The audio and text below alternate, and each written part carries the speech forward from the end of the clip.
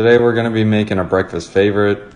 This is my potato garden. It produces year-round, but these potatoes, they're not ready yet.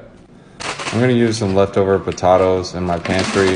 Just be careful not to overhydrate these. If you do, you get tomatoes. So I'm going to strain off the excess water. So this time I get potatoes. Nobody ever cleans up around here, so we're going to have to do a couple chores before we cook our potatoes. What I really like about dehydrated potatoes is they come pre-shredded. I just have to remind them how to do it. Along the shredder.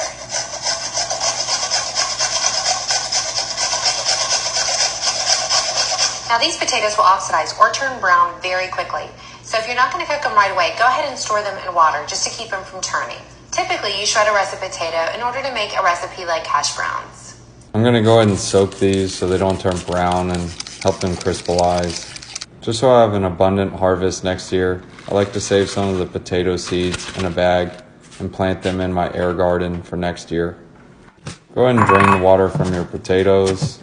You should have something that looks like this. Hey Karen! Thanks. I like to use coconut oil because coconuts grow on trees. Some butter for flavor, some Pam so it doesn't stick, make it rain. The potatoes like to spit fireballs, so I try to keep a distance using a spatula and some tongs. Add a little bit of salt. Let Karen do her thing.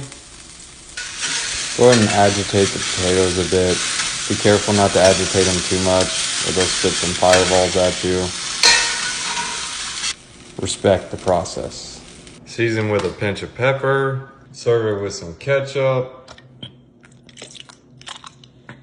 Taste test.